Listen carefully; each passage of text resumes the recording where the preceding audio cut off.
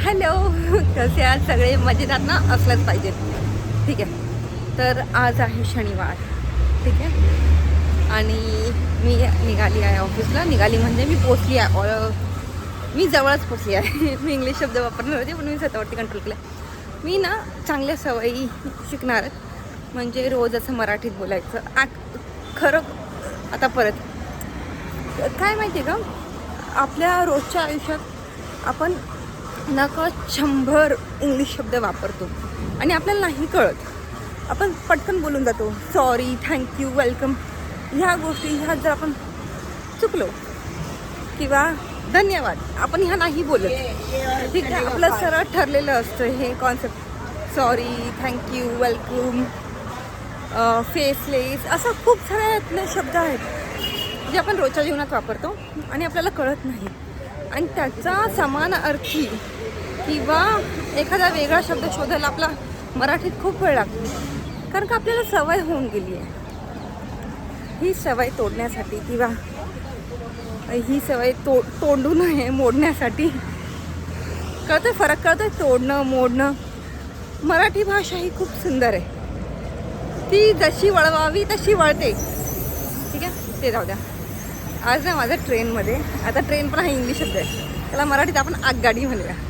आज माझं आगगाडीमध्ये एका बाईबरोबर भांडण झालं. भांडण म्हणजे मी बसली होती 9:16ची आहे ना, घाटकोपर ते CSMT रिटर्न असते. ठीक आहे. तिकडे ती बाई आली. म्हणजे आज खाली होती. आज जास्त गर्दी नव्हती. आज शनिवार होता त्यामुळे गर्दी नव्हती. आणि मी आपली बसली कारण का मला आज थोडा उशीर झाला होता म्हणून ती ट्रेन मी पकडली.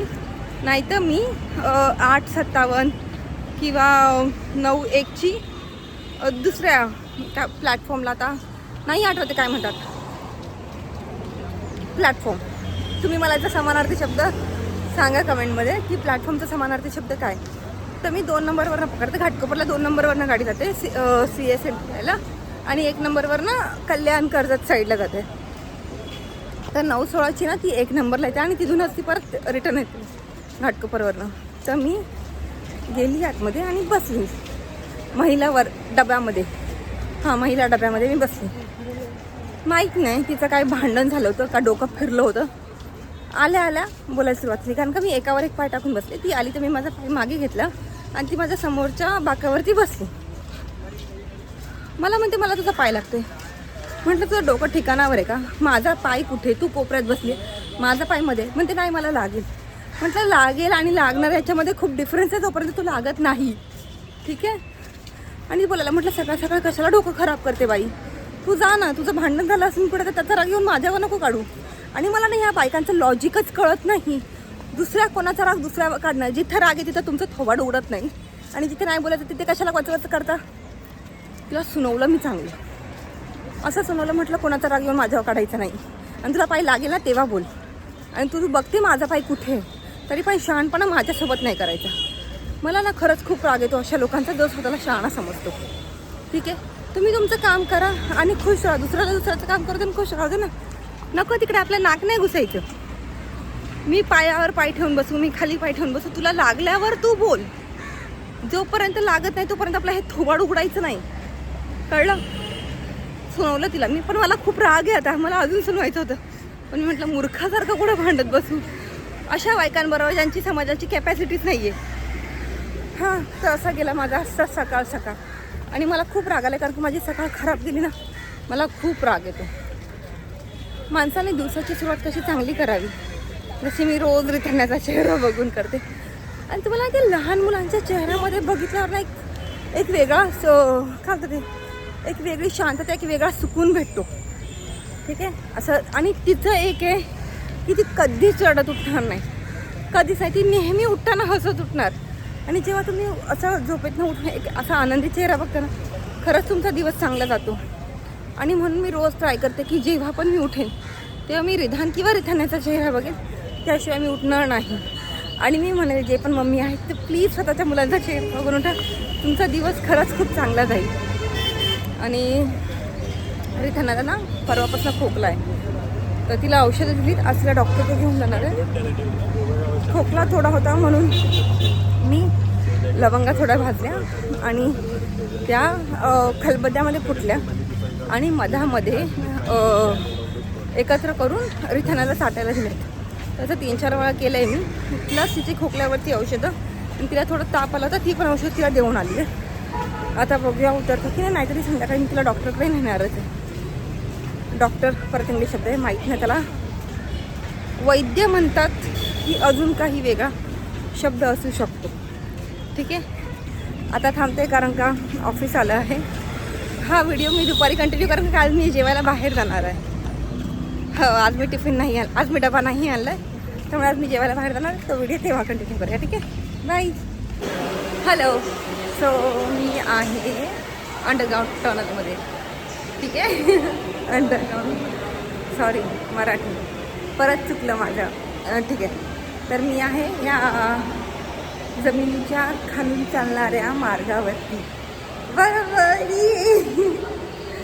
Don't call me cringe. अरे यार, काय ह्या जेवी लोकांचा प्रॉब्लेम, काही वर्ड पण काढतात. क्रिंज का काय मला नाही माहिती ॲक्च्युली, मला नाही माहिती आहे तो वर्ड. मी ट्राय करेन but I am not. Cringe की क्रिंज असं काहीतरी आहे ते, मला नाही माहिती. लेट्स, माझ्यासमोरून 2 मेंदी झाले आणि शपथ हे लोक जाऊ दे. आय डोंट वॉन्ट, मला काही नाही बोलायचं त्याच्यावरती. मध्ये शब्द का, पण मी कंट्रोल करते स्वतःवरती. तुम्ही पण माझ्याबरोबर ह्या मोहीमध्ये जोडा. ठीक आहे, चला. झालं आहे. प्रॉब्लेम असा आहे, म्हणजे प्रॉब्लेमला मराठी, एक मिनिट. प्रश्न असा आहे, मी निघाली आहे घरी. मला रिथानाला घेऊन जायचं आहे बाहेर, पण आमच्या बाईला ताप आला आहे. मी तिला घेऊन बाहेर कशी जाऊ शकते? ही माझी ट्यूब आत्ता पेटली आहे, जेव्हा की मी आता मला नाही माहिती अपॉइंटमेंटला काय म्हणतात. काय लोक काय ड्रेसिंग करतात. हा झिपऱ्या, एवढं लांब केस, फॉर्मल पॅन्ट शर्ट घातलंय. सिरियसली, काय लोकांना ड्रेसिंगचा सेन्स का नाही? अक्कलच नाही लावत कुठे पण. सगळीकडे नका लावू, थोडी तरी लावा. जाऊ दे, बोलून काय फायदा नाही आहे. मला खरंच असं बघितलं ना काही लोकांना, तुम्ही ना तुमच्या पर्सनॅलिटीनुसार ड्रेसअप व्हा. ठीक आहे, ड्रेसअप होण्याचा प्रॉब्लेम नाही आहे, ते तुम्हाला सूट होतं की नाही बघा. म्हणजे असंच काही पण ट्रेंड चाललंय म्हणून काही नाही घालावं. आपलं बॉडी टाईप काय, सॉरी इंग्लिश बोलते पण ते शब्दात मला नाही. आपली शरीरयष्टी काय, तिथले आपल्या शरीरावरती काय जास्त सूट होतं, काय जास्त बरोबर वाटतं. आता काही लोक असे जातात आणि ह्या भर उन्हामध्ये असं काही विचित्र वागतात, तर मी नाही बोलणार का. तुम्ही असं दिवस रात्र. हां, एक आठवलं मला. माझं ना मी एका माणसाला ओळखते जो ऑफिसमध्ये पण भर दिवसा गॉगल लावून येतो. होता असा एक नग. ठीक आहे, ऑफिसमध्ये कोण काळा चष्मा घालून येतो, 2च लोक येतात. एक तर ज्यांना दिसत नाही ते, आणि जे स्वतःला जास्त छान समजतात ते. आणि तो चष्मा पण असा नाही, गॉगल म्हणतात का, पण आता मराठीमध्ये मी चष्माच म्हणते. असा की असंच वाटेल त्याला दिसत नाही आहे. लाईक तुम्ही त्या जो आपण चष्मा घेतो, जशी ते बाहेरचा आकार असतो, फ्रेम म्हणतात त्याला इंग्लिशमध्ये, मी मराठीमध्ये आकार म्हणते. ठीक आहे, त्याचा जो आकार असतो तो आपल्या चेहऱ्याच्या हिशोबाने घ्यायचा असतो. जेव्हा पण तुम्ही एखादा कोणता नवीन चष्मा घेता, काय घेता, मेक शुअर म्हणजे काळजीपूर्वक घ्या, जेणेकरून तो तुमच्या चेहऱ्याला सूट होईल, चेहऱ्याला साजेल. सूट नाही, साजेल, बस. येस, मी तिकडे येते. चेहऱ्याला साजेल. तुमच्या शरीरावरती तुम्ही काय घालता याला त्या गोष्टी साजतील. जसे की कपडे किंवा पायातल्या चपला. प्रत्येकाचे पाय एकसारखे नसतात, काहींचे पाय डिफरंट असतात, त्यांच्यासाठी वेगळ्या चपला असतात. काहींच्या पायाची बोटं अशी असतात, त्यामुळे त्यांनी त्या हिशोबाने चपला घ्याव्या. काहींच्या पायाची बोटं अशी चिपकलेली असतात, तर त्यांच्यासाठी वेगळ्या चपला येतात. म्हणजे आपण जे इंग्लिशमध्ये त्याला पर्सनॅलिटी डेव्हलपमेंट म्हणतात, ज्याच्यामध्ये तुम्हाला कळतं की तुमच्या शरीरावरती काय चांगलं दिसतं, काही नाही चांगलं दिसत. आणि हे आहेत काही लोकांना ना कळतच नाही कुठे कसं वागावं, पब्लिक प्लेसमध्ये कसं वागावं, सार्वजनिक ठिकाणी कसं वागावं. काही बोलू शकत नाही आपण. ठीक आहे, आय नो तुम्ही म्हणशाल ही काय, पण आपल्याला कळलं पाहिजे आपण कुठे कसं काय वागतो ते. मी जज नाही करत. मी कोणाला असं म्हणजे असं बोलतात ना की आता जजला इंग्लिशमध्ये जजच म्हणतात, मराठीत काय म्हणतात नाही माहिती मला. प्लीज मला कमेंटमध्ये सांगा की काय म्हणतात. मी कोणाला असं जज नाही करत की काय करावं काय नाही, पण काही एक आपली एक पात्रता असते विचार करण्याची. ती पात्रता तुम्हाला कळली पाहिजे. तुम्ही कोणत्या ठिकाणी कसं वागता, सार्वजनिक ठिकाणी तुम्ही कसे उभे राहता. तुमच्यामुळे दुसरी लोक दुसऱ्या लोकांना तिथे उभे राहायला आवडत नाही. तुम्ही त्यांना असं अनकम्फर्टेबल फील करवता. अनकम्फर्टेबल पण मराठीत काय म्हणतात मला नाही माहिती. कारण का मी बोललं ना, आपल्या रोजच्या जीवनात असे खूप सारे इंग्लिश शब्द आलेत ज्याच्यामुळे आपण ते मराठी शब्द विसरून गेलो आहोत. प्लीज तुम्ही कृपा करून तुम्ही पण माझी मदत करा, जेणेकरून मला पण असे मराठी शब्द कळतील जे असे खूप अनकम्फर्टेबलला काय म्हणतात माहीत नाही. तुमची मेंदूची कपॅसिटी, ठीक आहे, IQ पण मराठीत काय म्हणतात नाही माहिती. त्यामुळे तुम्ही कृपा करून मला सांगा हे शब्द काय आहेत, म्हणजे ना मी माझी मराठी इम्प्रूव्ह करण्याच्या याच्यामध्ये कामाला येईल. ठीक आहे. हां, तुम्ही बोलले की मला रिठाणाला घेऊन बाहेर जायचं होतं, पण तिला परवापासून खोकला आहे. परवा मी तिला औषध दिलं, तिने रात्री उलटी केली. काल सकाळी पण मम्मीने तिला औषध दिलं. मम्मी हा इंग्लिश शब्द आहे, पण मी माझ्या मम्मीला आई म्हणत नाही, पहिल्यापासून सवय नाही आहे. रादर आमच्या पूर्ण घरामध्ये माझे पप्पाकडून 4 भाऊ आहेत. तर झालं असं की सगळ्यात मोठी काकी आहे तिला आम्ही मोठी आई म्हणतो, 2 नंबर काकी आहे तिला आई म्हणतो, 3 नंबर माझी मम्मी आहे जिला मला मम्मी म्हणायची सवय लावली आहे, त्यामुळे मी तिला मम्मीच म्हणते. आणि जे 4 नंबर आहेत त्यांना काकी म्हणतो, नानी म्हणतो मराठीमध्ये नानी. काकी पण हा थोडा हिंदीमध्ये मोडतो काकी, पण नाही म्हणत आम्ही. तर मोठे काका आहेत त्यांना मोठे बाबा, मग 2 नंबर त्यांना आप्पा, माझ्या पप्पांना अण्णा म्हणतात, आणि 4 नंबर त्यांना नाना म्हणायचे. ठीक आहे. तर ही बेसिक आमच्या फॅमिली बॅकग्राऊंड होतं. माझे कझिन्स खूप मोठे आहेत. माझ्या पप्पांच्या साईडची फॅमिली खूप मोठी आहे, माझ्या सासरीची फॅमिली पण खूप मोठी आहे.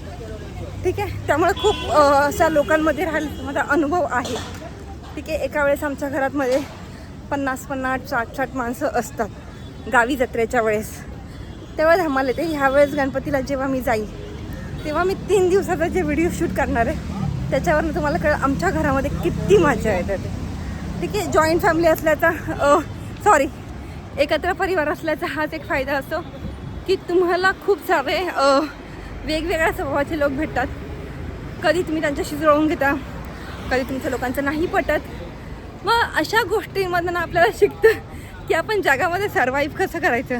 कारण का जेव्हा तुमची कुटुंब खूप मोठं असतं त्याच्यामध्ये वेगवेगळे लोक, त्यांची प्रत्येकाची विचार करण्याची पद्धत खूप वेगळी असते. ठीक आहे. आणि जेव्हा जर तुम्ही एकदा एकत्र कुटुंबामध्ये सामावून घेता तेव्हा तुम्ही बाहेरच्या जगामध्ये आरामशीर सामावून घेऊ शकता. कारण का आपला एक कल्पना आली असते की आपल्यासोबत पुढे काय होणार आहे जेव्हा आपण इकडे लोकांसोबत एकत्र राहतो तेव्हा. ठीक आहे. माझ्या काकांच्या मुलांची लग्न झाली, तात्यांच्या मुलांची लग्न झाली, त्यांची मुलं मोठी पण आहेत, आमची मुलं लहान आहेत. बाकीचे ज्यांची लग्न बरोबर झाली, टायमा झाली. पण पहिलं कसं होतं, लवकर लग्न व्हायची, मुलं व्हायची.